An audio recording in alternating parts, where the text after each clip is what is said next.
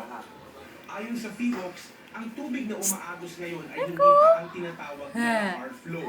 Ito'y baha na may dalang buhangin o abo na may konting bato.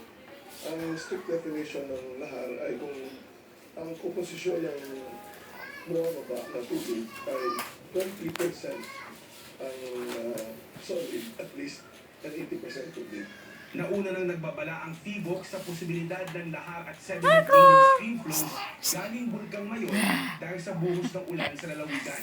Pinapayuhan na lumikas paakyat sa mas mataas na lugar ang mga residente nakatira malapit sa river channels.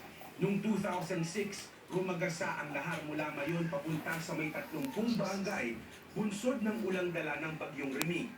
Higit 1,000 katao ang naitalang namatay noon.